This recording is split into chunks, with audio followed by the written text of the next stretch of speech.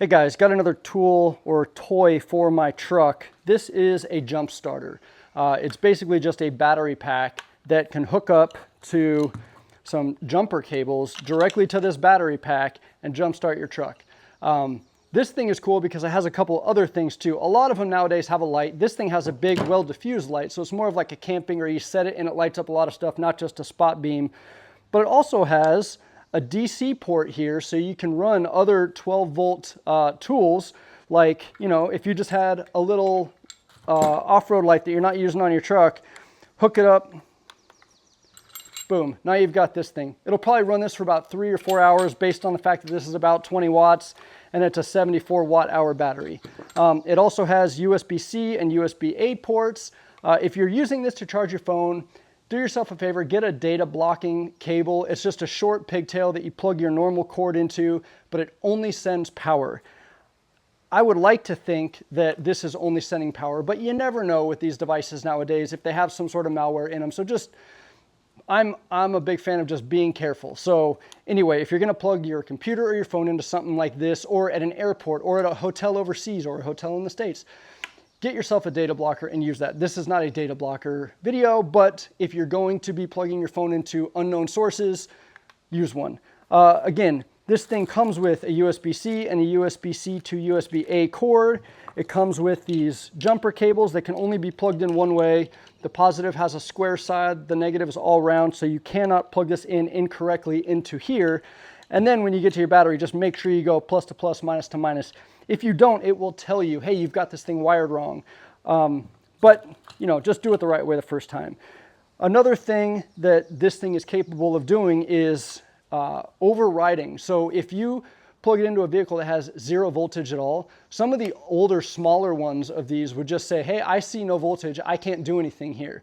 This thing, if it sees less than 2 volts, will say, hey, I don't see any voltage, but if you press and hold this override button for 7 seconds, I will send current for 45 seconds. So what I did to test that, because my battery is not dead and I wasn't gonna drain my battery just for the sake of trying this thing, I've seen videos of this thing working, but what I did do is take my 44 amp 12 volt compressor and I just plugged these two. So normally when I use this thing, you just hook it up to the battery. You just plug this thing positive to positive, negative to negative, hook it up to the battery and turn it on, power, pressure up your tires. So what I did is I just took negative to negative, positive to positive, and then I plugged this into my jump starter here. And when I turned it on and said start, it was flashing red and green saying, hey, I see that you're connected to something that has no voltage. And then I say, yep, got it, override. And then for 40 seconds, it powered this thing. It shuts off after 45 seconds just to preserve itself. If this thing was drawing 200 amps, this would try to put out 200 amps.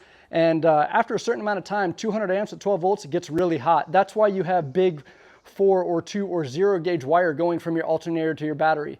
That's high amperage at 12 volts.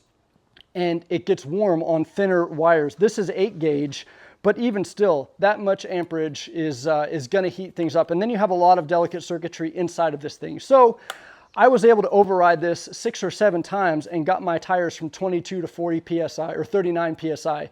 So I did that in a video, I'll show it to you. I also powered this water pump, which is a 9.5 amp 12 volt water pump. And when I did, so I was able to power it when I used the jumper cables. I was not able to power it through the DC port that claims 10 amps out.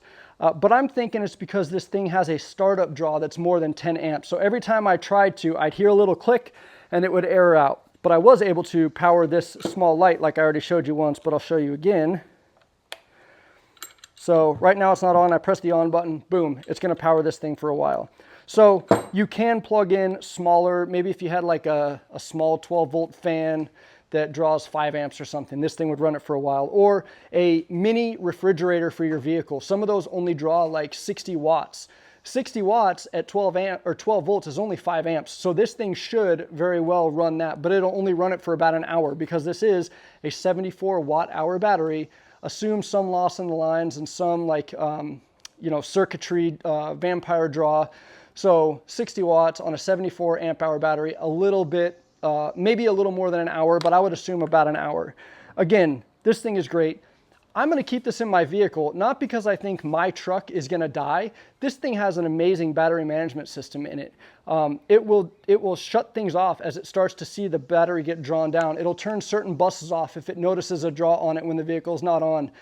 But if you are in a parking lot and you see someone who has a dead battery and they're asking you, hey man, I've got jumper cables, can you come over here and help me jump my car? But their car is a massive POS. You don't want to hook your battery up to that. If he has a short, he's basically just going to short out your battery. So if you have something like this, you can be like, yeah, man, I'll help you out. You take this over, hook this up to his car. And if it gives you errors, be like, hey, man, I think you've got a bigger problem. I'm not comfortable hooking up my battery to your car. This thing says there's a problem. And then you've kind of like, you've tried to help him, but you're also saying, I'm not going to risk my car. Or you get it started, you're a hero. He's like, what is that thing? And you're like, dude, it's the Auxito, get one. So anyway, this thing is great. Here's a video of me using my compressor to start it. And then I also used it to run my water pump through the jumper cables. When I go out on the trails, this is what I use to air down my tires and bring them back up when I'm done. So we're starting out 37.6 PSI. I'm gonna start airing them down, get them down to 22. Okay, so everything equalized out. We're at 22.9 PSI. Now, this is the wiring for the compressor. I've hooked this up to the battery before. It works great. It gets all 4 tires back up in like 4 or 5 minutes, maybe 6 minutes. I did 3. I tested it against my little battery compressor. So what I'm going to do is I'm going to take these that are going to go to the jump starter, hook them up.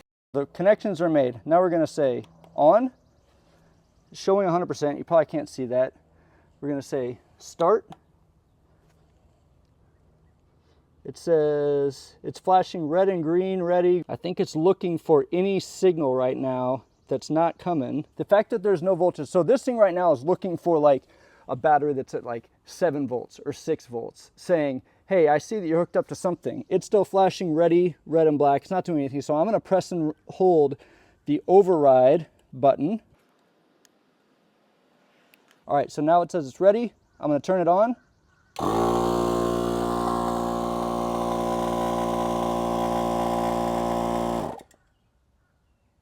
And it already shut off. So it gives you like 7 seconds and that's it. So now if I turn it back on, still says 100%. If I say start, flashing ready, press and hold. And it's going again. Still running this time, so this is good. Maybe I just did it wrong. The fact that I did that and then tried to start it is probably what the issue was. But the fact that I already had the compressor on, the second it went, it started going. So it's still thinking there's a dead battery. I'm just gonna keep cranking. And it turned off again. So we're up to 26.7 PSI.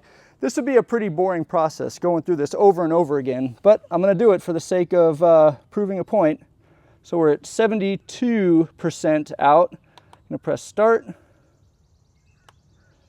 override.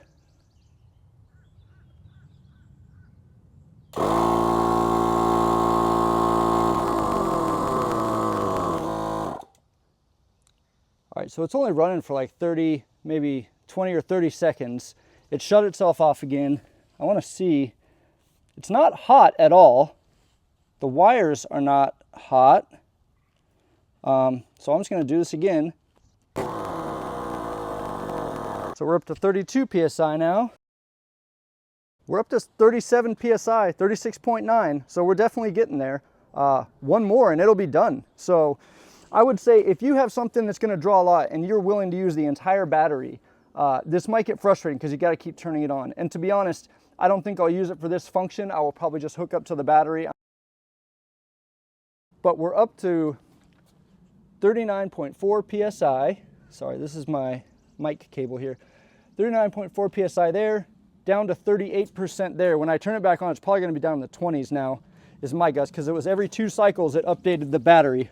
That's pretty awesome. This battery had enough juice in it to run this pretty high pull compressor for, I think it was maybe 6 minutes of on time to get all the tires from 22 up to 39. And it still has 38%. So you could use that light for a while. You could probably charge your phone a couple times, hook up your computer to it to power that if you wanted to. Again, I probably will not be plugging my computer into this unless I have a power only cord that does not pass any data. This thing is not overly warm. Like I said, it's plastic on the outside, so you're not feeling the heat sinks, but it handled it just fine. It just turned off over and over, which was a little frustrating, but it's a safety thing, so you don't burn wires or burn internals in here. I just did a ton of talking and you couldn't see what I was talking about. But what I was saying is, if you're gonna jumpstart an actual car and you have to do the override because the battery is so dead it's not showing any voltage, when you do the override, once you've started that car, I personally would just wait for this thing to shut off. You're not doing much damage or any damage really by leaving it on there just to keep the charge going until it turns itself off. And I don't know, maybe once it sees that voltage, it'll turn itself off. I'm not jump starting a car, so I can't really tell you how that's gonna work. But when you're done and it's still on, my thought is before you start taking alligator clips off, and you run the very small risk of possibly letting these two get so close to each other that they close the circuit, which would be terrifying at that high voltage. So what I would do is, while these are still hooked up to the vehicle or whatever you're trying to power, pull the plug out of the actual jump starter. Now your power source is not touching anything. These are just regular wires. They would still be hooked up to the vehicle. So if you were to touch those two together somehow, that would be bad. But then you take your positive off, then you take your negative off, everything is safe.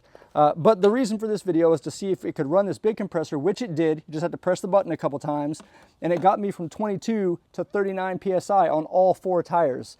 So I'm pretty impressed, and we'll turn it on again. Still showing 38%. Woo!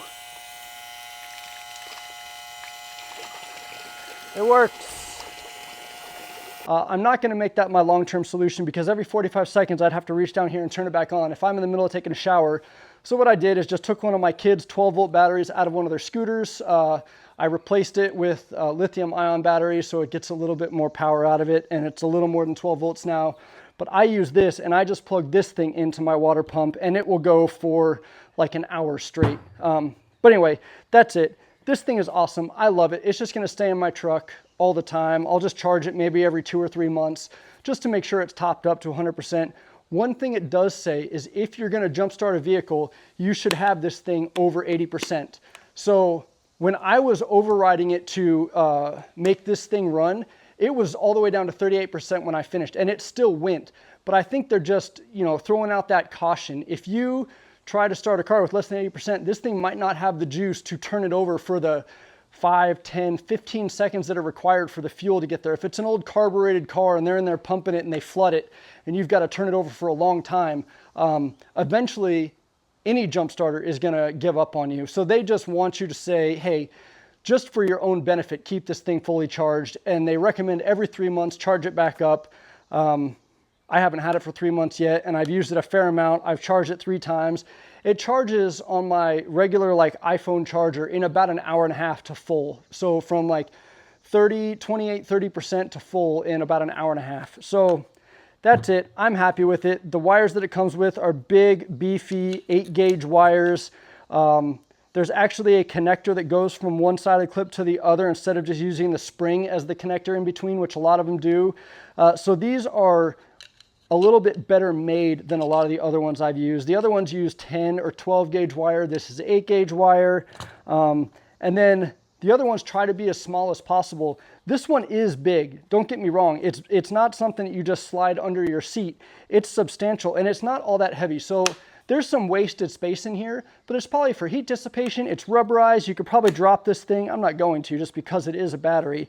But I mean, it's got a big old display on it. It's got all the different ports. So there's definitely circuitry that's taken it from 12 volts down to 5 volts for your USB, and then different protections in here. So there's circuit breakers, all sorts of stuff in here. And then on the back, it gives you some of your specs on here. It does say that your different outputs, you've got your USBs 1 and 2 are 5 volt, 3 amp. It says there's one that's at 9 volt or 12 volts. So I guess it sees what's in there and then puts the power out based on that, because not all USB things are 5 amp or 5 volt. Some of them apparently are 9 or 12. So again, this thing does all that for you. It does tell you when you hook it up if it sees a voltage or not. So it's not just a dumb battery that's relying completely on the user to do things right. There are some safety precautions in here. If I was getting another one or recommending it to a family member, I would say go with this one, just based on the fact that it uses really good materials to make the other things. I mean, any one of these things comes, they have a light. They're probably all using the same batteries inside, but the things that make a difference are the materials used for what you're connecting to your battery. I mean, the case is nice. They all come with cases nowadays. This thing does come with a couple cords. The cord that it does not come with is the barrel connector if you want to hook up to the DC power. So if you want to buy one of these barrel connectors, it's 5.5 by 2.1 millimeters. 5.5 is the outside of the barrel. 2.1 is the little pin on the inside. There are 5.5 2.5s. There are 5.5 1.8s. There are 9 millimeter by 4 millimeter. There's a lot of different sizes, but this 5.5 by 2.1, I got the 14 gauge wire thinking it would actually put out 10 amps to run this thing, but it didn't in my case, because I think this thing had more of a startup draw than this could handle. So again, I like this thing a lot. I'm still, when I go camping, going to be taking my other battery packs that have like 110 voltage and other USB stuff, but that's just because I have other things I want to power while I'm out there. So again, here it is powering the compressor to fill up my truck. And if you're looking for a jump starter or looking for a gift or anything like that, get one of these things. They're super cool and useful for other than just jumping your vehicle or jumping someone else's without having to hook your vehicle up to theirs. It's over!